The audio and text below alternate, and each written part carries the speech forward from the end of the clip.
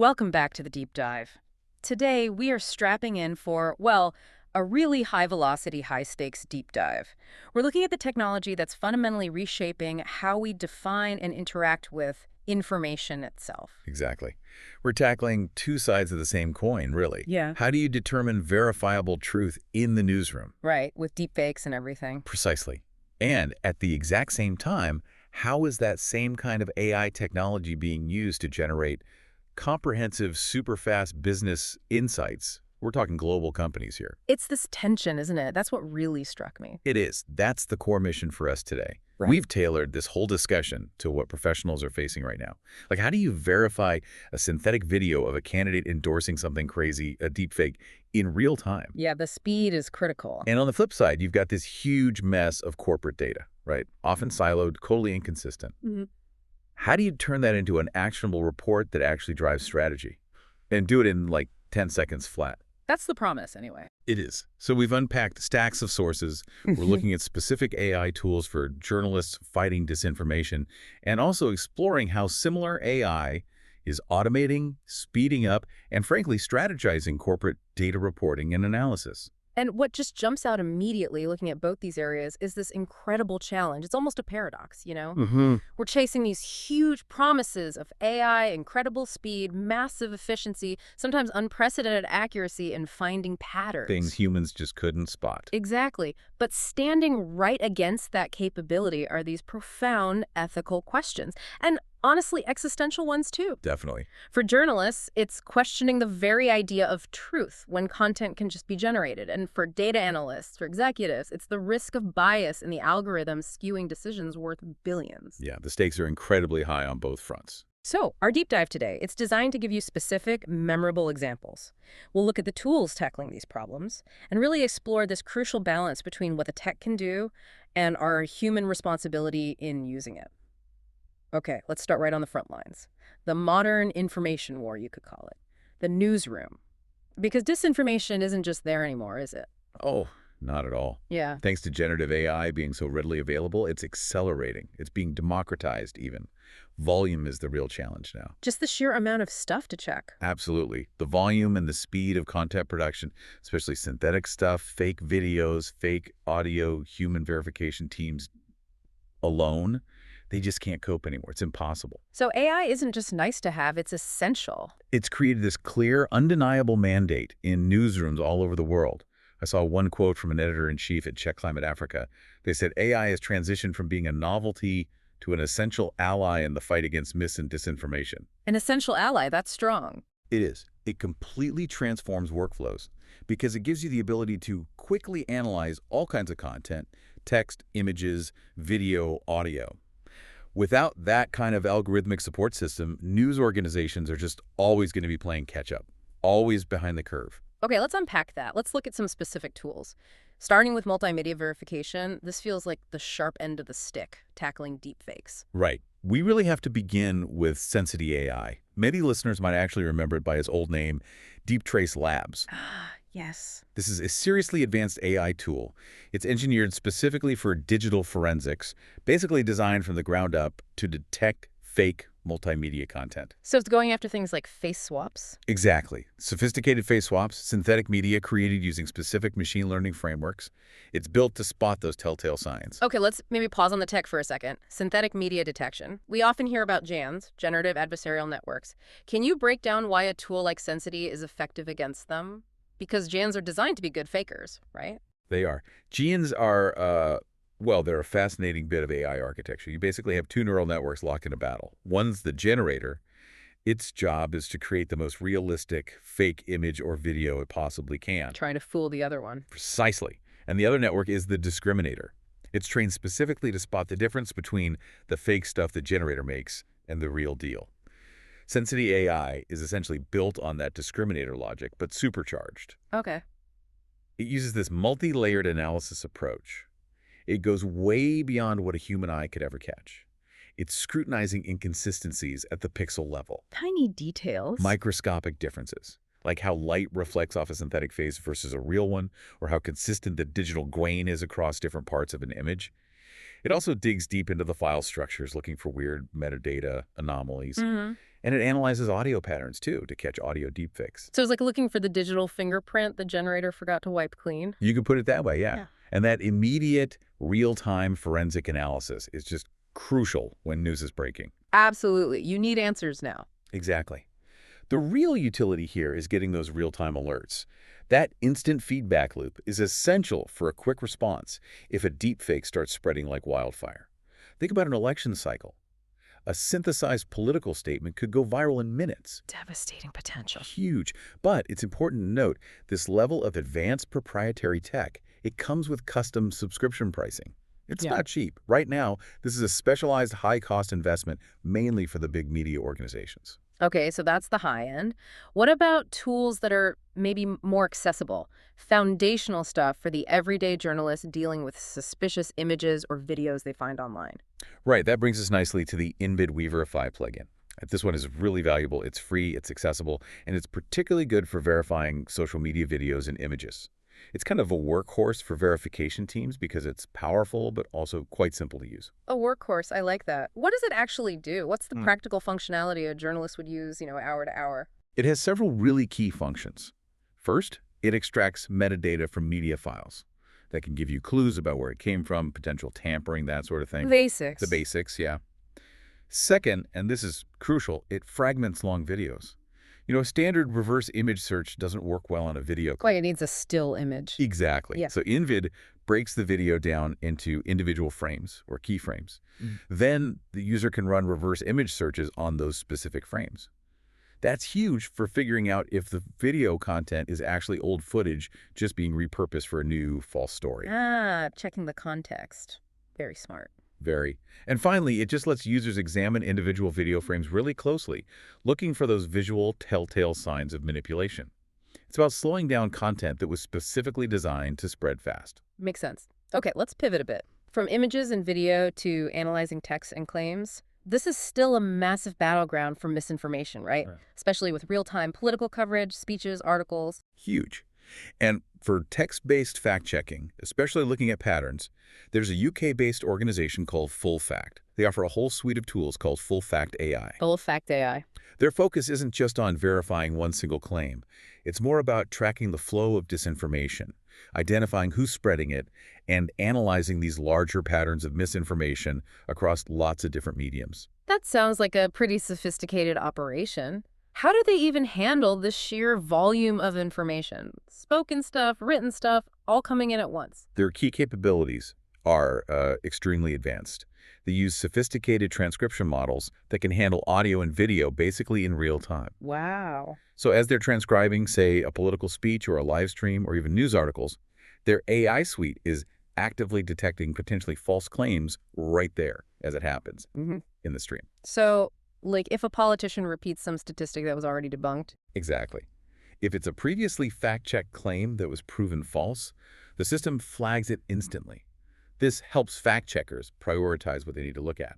They can review this massive flood of information way more efficiently than, manually monitoring C-SPAN or scrolling through endless news feeds. That real-time detection must completely shift the time advantage back towards the journalist. That's huge. It really is. They also offer training courses alongside their tools, though, like Sensity, it's custom pricing, you need to request a demo. Got it. We also absolutely need to talk about the infrastructure Google provides for fact-checking, because that's central, right? It integrates verification into the very ecosystem where most people actually get their news and information. Exactly right. Google's fact-check tools aren't necessarily about the AI finding the fake content itself. It's more about making sure that verified, fact-checked information is visible, that it gets prioritized when people use Google search or increasingly those AI overviews. Okay, and the key piece for that is something called claim review. Claim review, yes, that's the critical component. Can you clarify what that is? It sounds kind of technical, like a standard. It is a technical standard. It's what's known as structured data markup. Basically, reputable fact-checking organizations add this special tagging system to their articles, usually in the back-end code of the web page. Hidden instructions for Google? Kind of, yeah. When a fact-check article is tagged with claim review, it essentially sends a signal to the Google search engine saying, hey, this article contains a clear, verified claim, and here's our assessment, true, false, misleading, whatever. And then Google uses that signal. Exactly. Once it's tagged, search engines and even social media platforms can quickly find and showcase these fact-check articles. Often they'll display them really prominently, maybe at the top of search results or in related content feeds. It's basically about establishing the digital provenance of truth, making the verified stuff stand out. So it's not just about doing the fact check, it's about getting algorithmic visibility in this incredibly crowded digital space. That's a huge part of it. What specific tools does Google offer to help newsrooms actually do this tagging? They offer two main tools. First, there's the Google Fact Check Explorer. That's basically a search engine specifically for looking up existing fact checks from organizations all over the world. Helps journalists avoid duplicating work someone else has already done. Makes sense. Second is the Fact Check Markup tool. That's the mechanism that lets journalists easily add that structured data markup, that claim review tag, to their articles without needing to be coding experts. Okay. Are these free? The tools themselves are free, yes, and they offer API access too. But it's important to mention successfully implementing structured data markup still requires a certain level of technical understanding. It's not super complex, but it's not trivial either. Google does offer free training resources specifically to help journalists get over that technical hurdle, to make sure their verified content gets maximum reach. Good to know. Okay, one last area in verification. Those closed messaging apps. WhatsApp, Telegram, Signal. The places where viral misinformation often starts, right? Spreading really fast within trusted social circles. How do journalists even get visibility into those private, often encrypted spaces? Yeah, that's a really tough nut to crack. For that challenge, we turn to a platform called Meet and Check. Meet and check. It's a verification platform tailored precisely for those difficult closed messaging apps. Messenger, WhatsApp, Line, Telegram, Viber.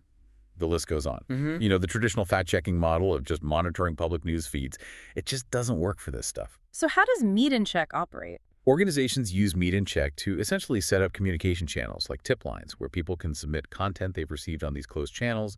They can send in tips, videos, images, text messages, questions, anything suspicious they've encountered. Wow, that sounds like it could generate an absolutely overwhelming flood of submissions from individual users. How does AI help manage that? That's exactly where the platform's core efficiency feature comes in.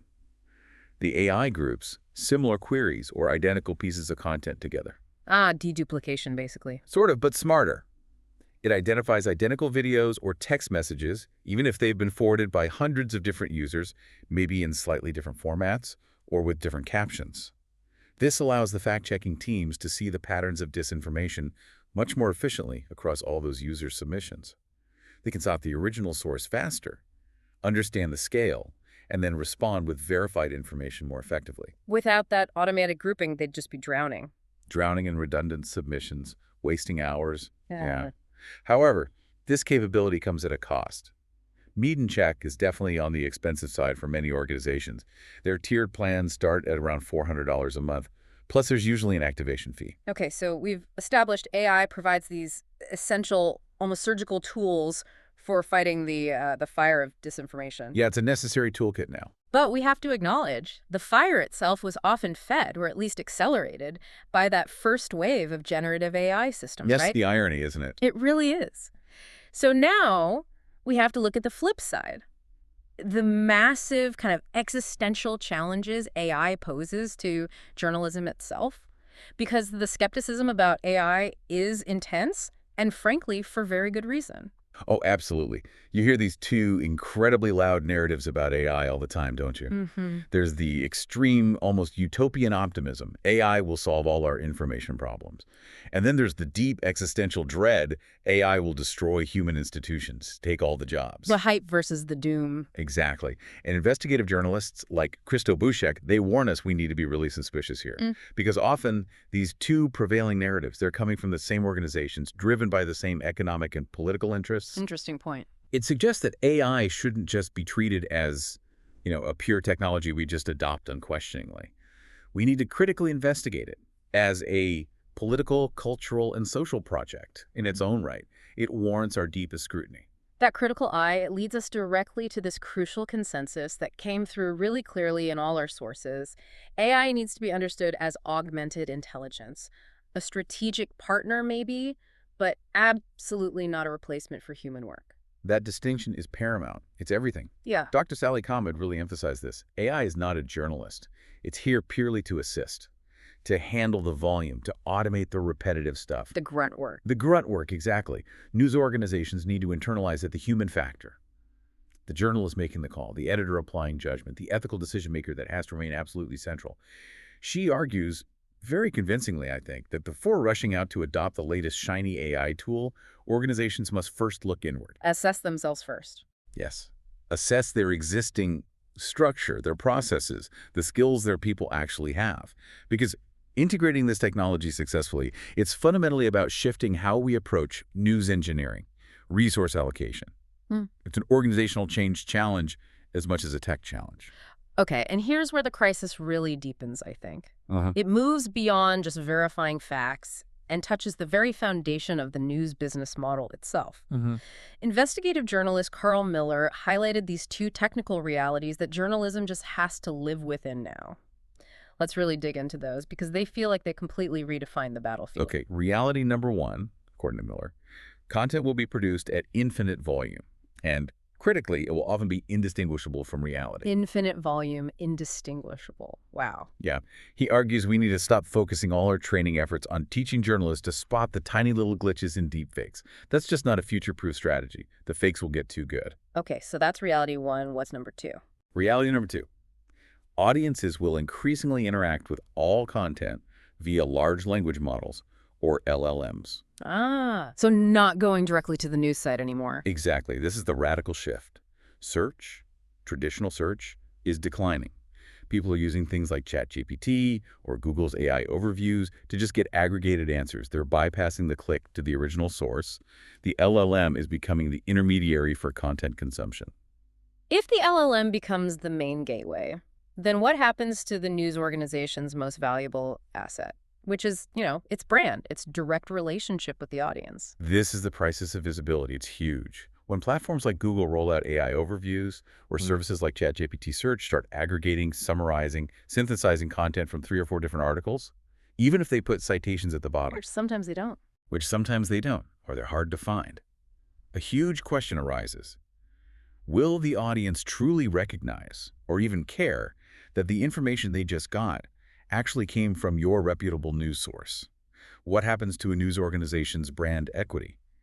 And crucially, what happens to its business model, which relies on those clicks, those subscriptions, when its content is just ingested by an AI and summarized alongside everyone else's? It fundamentally breaks the distribution model. Completely. It threatens the economic viability of quality, investigative journalism at its core. Which takes us straight into the more philosophical, ethical questions about the nature of what an LLM actually produces versus what real journalism is.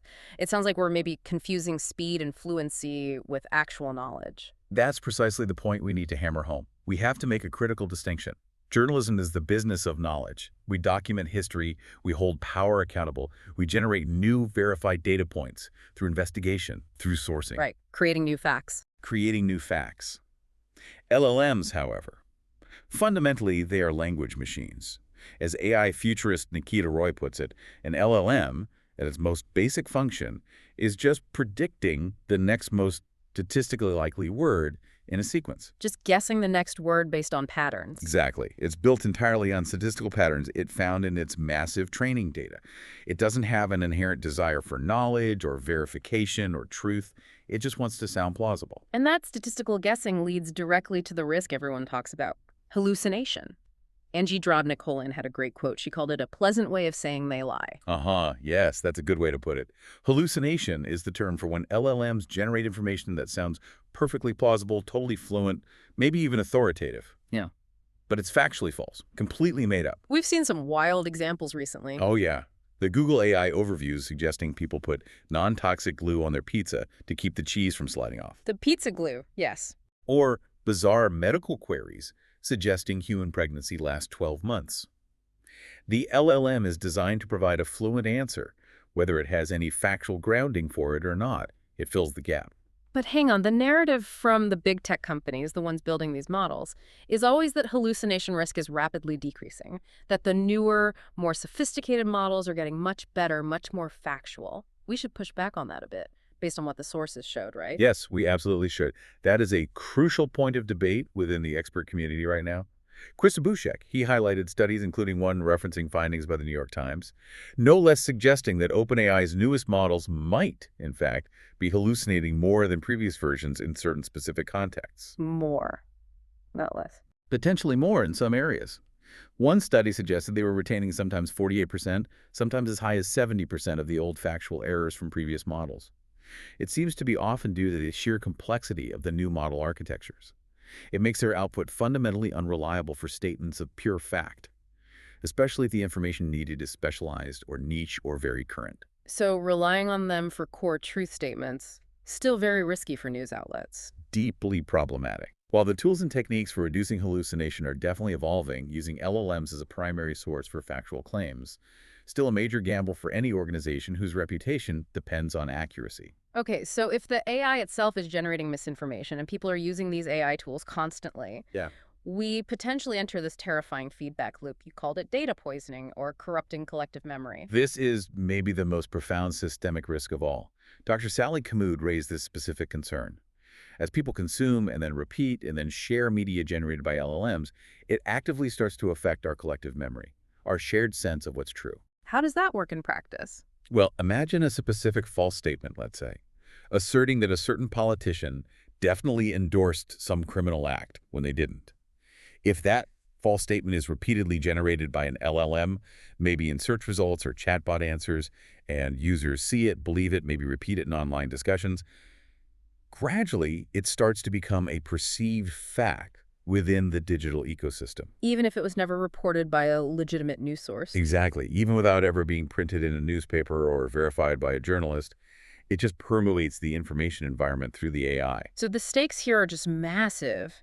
Journalists have this profound responsibility, right? They're writing the first draft of history, shaping that collective memory. Mhm. If they become over-reliant on LLMs, maybe for background information or even just for checking things quickly, they risk accidentally introducing these fabricated facts into the historical record.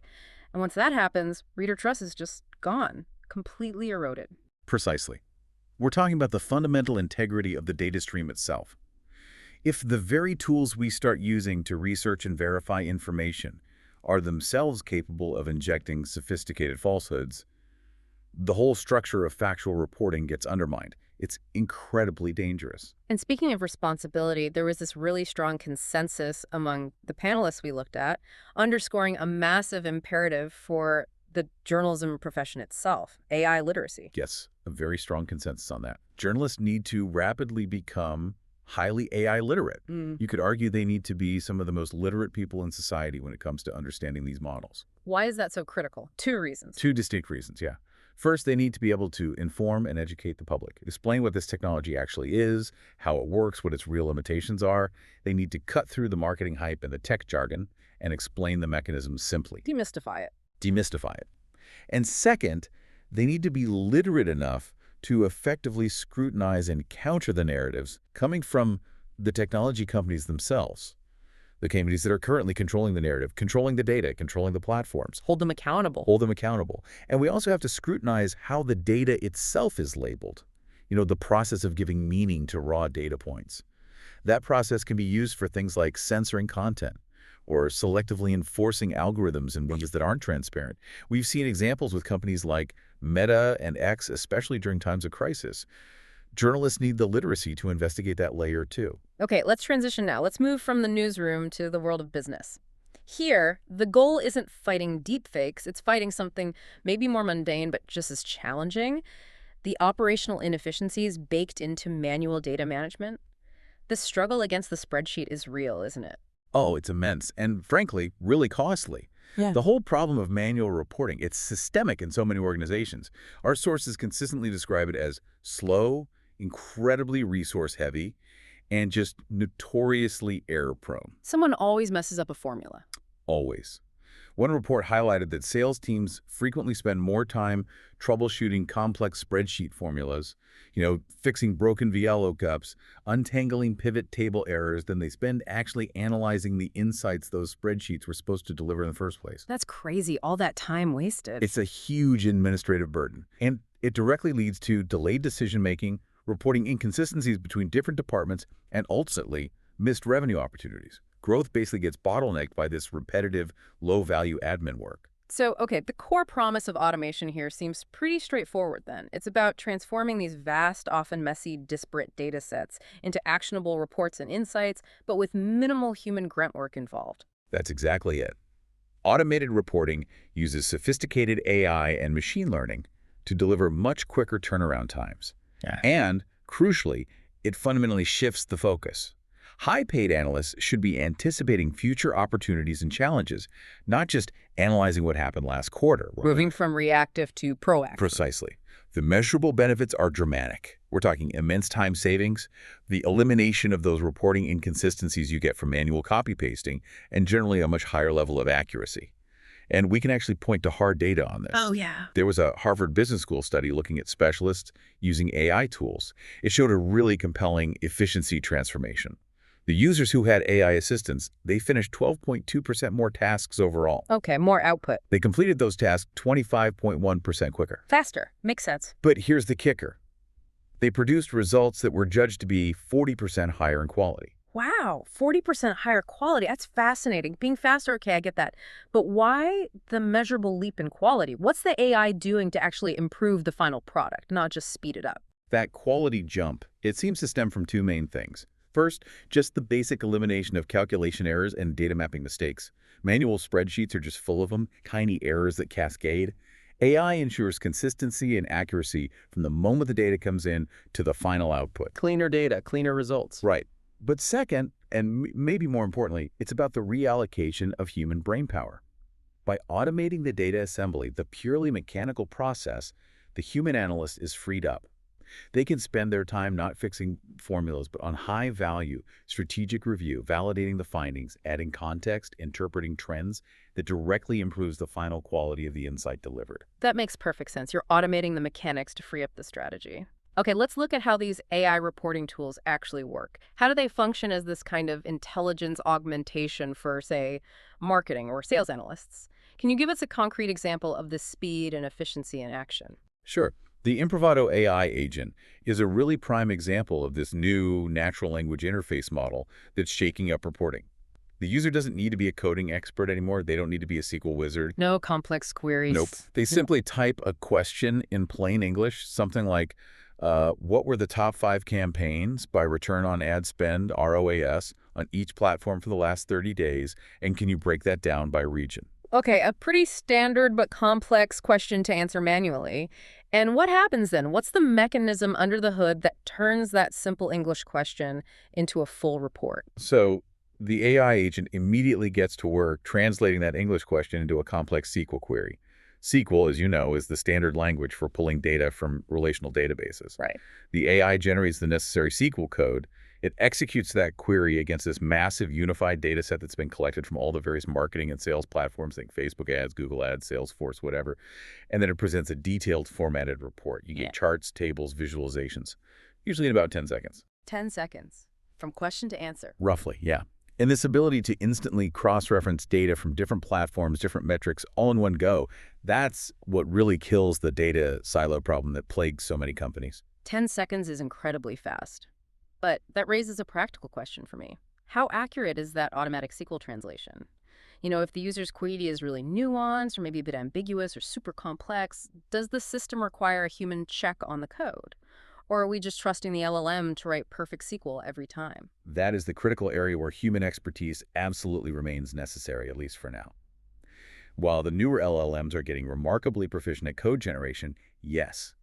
For really complex, maybe multi-platform financial queries where the details matter enormously, you still need a human data analyst. To double-check the AI's work. To validate the AI-generated SQL, at least initially. To make sure it's pulling exactly the right fields, using the correct join logic across different data tables, applying the right filters. While the ultimate goal might be full automation, the reality today is that the human analyst still acts as that crucial validation gateway for the automated code generator, especially for high-stakes reporting. Okay, that makes sense. Beyond just answering specific questions people ask, what about tools that give you proactive insights? Stuff that flags issues before they become big, expensive problems. Right, that's where the power of machine learning really shines. In tools that offer things like actionable insights. This is a specific type of AI-generated report or alert system, really. It's designed to constantly monitor all the incoming data streams. Always watching. Always watching, yeah. Comparing the live data against predefined baselines, against historical trends, and it delivers these period-over-period alerts and often personalized recommendations based on anomalies it detects. So, like, if a campaign suddenly goes off the rails, Exactly. The system might flag, say, a specific ad campaign where the cost per acquisition, the CPA, suddenly spiked by 300% overnight, or it might notice a regional sales channel that's suddenly underperforming its target by 15%. It surfaces these things automatically. can you give us a concrete scenario? Where would that proactive insight tool actually prevent a major financial blunder? Okay, imagine a massive global marketing campaign is running across dozens of countries, multiple platforms. The human analyst, maybe they check the main dashboards once a day in the morning. Standard practice. Right. But what if, say, a competitor launches a huge targeted negative ad campaign against you at midnight in a specific high-value region? That could drive up your bidding costs dramatically to that area. The human analyst, they won't know until 9 a.m. the next day after potentially thousands or even millions have been spent inefficiently. But an actionable insight tool, it identifies that extreme outlier trend. Maybe costs have doubled, but clicks haven't increased proportionally within minutes of it happening. It sees the anomaly against the baseline, and it immediately sends an alert, maybe recommending automatically pausing spend in that specific geographic region or capping the budget there. Preventing massive waste. Exactly. That intervention prevents potentially huge sums of inefficient ad spend that would have just bled out overnight before the human even woke up and had their coffee. That's powerful. So if we zoom out a bit, what are the main types of automated reporting we're seeing across a modern organization? Where is this being applied most? It's really being applied across almost every functional domain now. You see operational reporting tracking daily KPIs, logistics, inventory levels. Financial reporting is a huge one, streamlining critical tasks like generating cash flow statements, variance reports, quarterly budgets. Taking the pain out of finance reporting. A lot of it, yeah. Marketing reporting, obviously deep dives into campaign ROI, customer journey analysis, attribution modeling, and then maybe most critically, there's business intelligence or BI reporting. That's a more advanced analysis layer. The BI platforms. Right, BI platforms are really the backbone that makes a lot of this seamless automation possible. Their job is to unify data from all those multiple sources. CRM systems, ERPs, marketing platforms, Google Analytics, finance systems, break down the silos and create these dynamic, interactive dashboards. Having that central normalized version of the data truth is what allows for truly actionable insights across the entire revenue engine. Okay, let's try and connect the dots here. Let's look at the core technology that's actually driving both the deepfake detection we talked about in journalism and the automated business reporting. Because fundamentally, they're relying on the same engine components, aren't they? They absolutely are. The foundational pillars that enable both of these very different functions, whether it's analyzing subtle patterns in a synthetic video or writing a coherent sales performance report, they boil down to machine learning, ML, natural language processing, NLP, and increasingly large language models, LLMs. Okay, bring those down quickly. ML is the... ML, machine learning, that's essentially the brain of the system. It involves training these complex algorithms on vast quantities of historical data.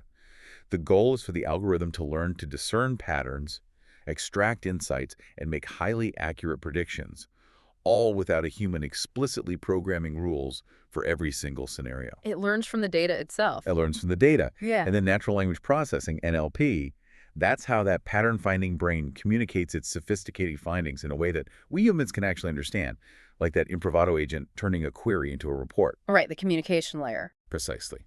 NLP is responsible for making sense of data in human terms. It translates those complex ML insights into coherent, readable text.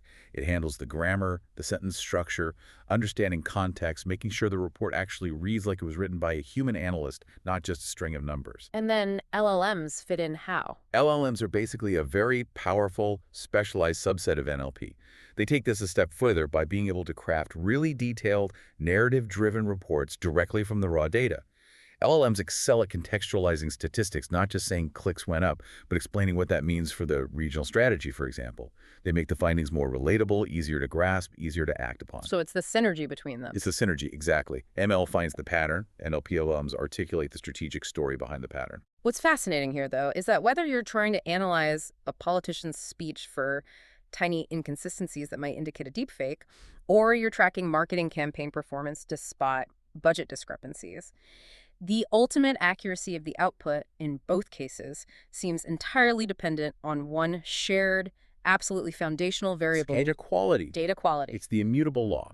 Garbage in, garbage out. It holds universally true across every single AI application.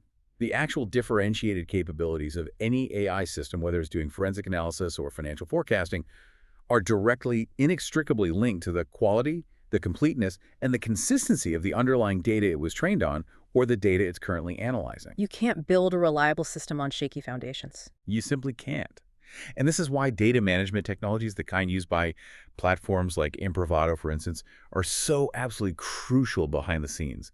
They have the unglamorous but vital job of aggregating data from all those disparate sources, normalizing different formats so they talk to each other, cleansing inaccuracies, deduplicating entries that are repetitive or conflicting, and integrating it all into one reliable source. Ensuring quality inputs is the only path to getting reliable, accurate AI outputs. Period. Which brings us right back, full circle almost, to that irreplaceable human element. Despite all this incredible technological sophistication, the speed of AI reporting, where does the automated system still fundamentally fall short? What can't it do? Primarily, it falls short on context, intuition, and external awareness. AI lacks that uniquely human ability to understand nuance that exists outside its programmed dataset or its immediate inputs. It doesn't know what it doesn't know. Pretty much. Think back to that marketing scenario we discussed. The AI might calculate a massive spike in website traffic and correctly attribute it, statistically, to the launch of a new campaign because that's the internal variable it's tracking. Correlation established. Which is like a success. Looks like a huge success. But a human analyst, they would have read the news that morning. They'd recognize that the traffic surge across the entire internet was actually caused by some major, completely unrelated national news event that just drove everyone online. The AI misses that critical external context entirely, and therefore it misattributes the causation. It gives credit where it isn't due. So the automation can crunch the numbers incredibly fast, it can flag the anomaly, it can even write the first draft of the report. But the human is still fundamentally required for the strategic narrative. The story behind the numbers that incorporates all that external knowledge and experience. That's the interpretation gap. And it's huge. Automated systems are fantastic at generating the reports efficiently. But you need a human analyst to interpret the subtleties, to validate the anomaly. Is this real or just a data glitch? To apply that crucial external context, and to add the strategic understanding. Over-reliance on pure automation carries this inherent risk of sidelining critical thinking, of missing deeper, more complex insights that only a human analyst, guided by their intuition and broader experience, would ever catch. And this issue, the flawed inputs, the misinterpretation, the lack of context, it leads us directly to the mirroring ethical challenge we talked about back in the journalism section, the problem of bias amplification, but this time in corporate reporting. Absolutely. The problem bias isn't unique to public media or news algorithms. It is pervasive in corporate data, too. An AI system that's trained on historically biased data can inadvertently, or sometimes even overtly, perpetuate and amplify those existing biases. And that leads to misleading or fundamentally skewed strategic reports. Can you give an example of that in a business context? Sure. Consider a large financial services company. Imagine their core AI model for customer analysis was trained primarily on historical customer data from, say, high-income, middle-aged, suburban demographics, because for decades, that was the company's main marketing focus and where most of their data came from. Okay, so the training data reflects past biases. Exactly. Now, what happens if that data represents 95% of the training inputs? And then that same AI system is tasked with generating reports or recommendations about penetrating new market segments, maybe younger demographics, lower income customers, people using non-traditional fintech services. The AI doesn't really know those groups. It doesn't know them in the data. So the reports generated by that AI will inherently overemphasize the preferences, the needs, the behaviors of the historically overrepresented group.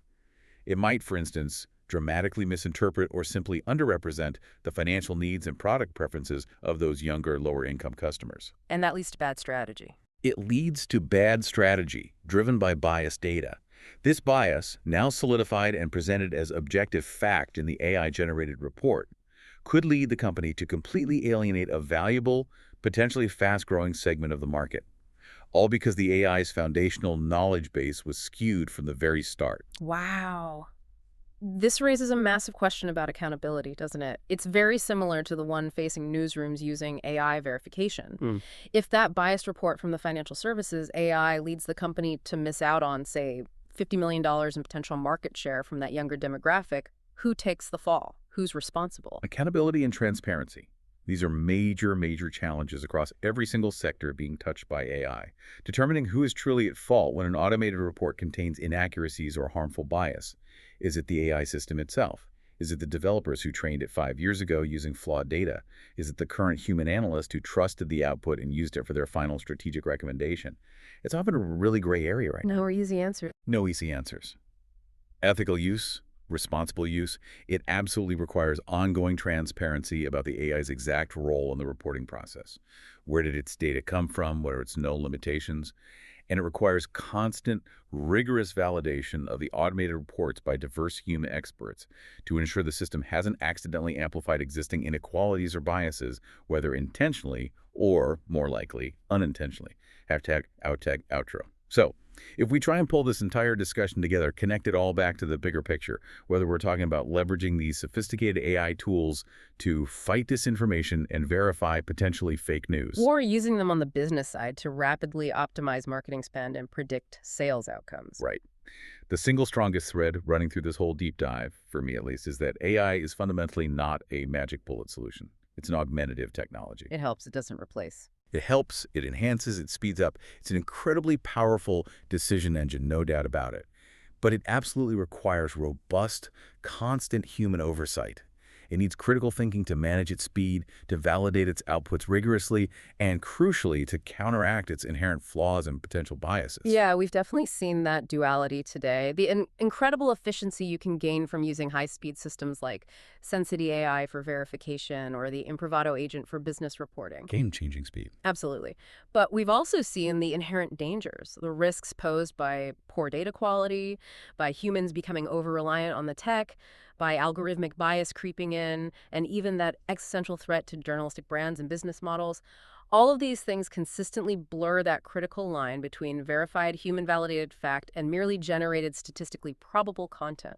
That blurring line is the danger zone. It really is. So thinking about the future then, what does all this mean for how we protect information, both personally and professionally? You look at the regulatory landscape, and there seems to be the substantial, maybe almost impossible challenge in effectively regulating open-source AI models. The ones anyone can download and run. Exactly. Models that are increasingly available, they can run on a personal laptop, they can be easily fine-tuned by bad actors, by anyone, really, with malicious intent. So if centralized regulation can't realistically be the comfort blanket that saves us from this widespread proliferation of super-realistic misinformation and deepfakes, If top-down control isn't feasible, then maybe the solution has to fundamentally shift towards individual empowerment. Could it be that the global proliferation of these highly available, essentially unregulated AI models might actually force society, kicking and screaming perhaps, to universally accept and adopt sophisticated AI literacy and media literacy skills? Could it be that individual defense, individual verification, becomes the only truly reliable protection against the coming wave of synthetic reality? a future where everyone needs to be their own fact-checker, armed with their own AI literacy. Is that where we're headed?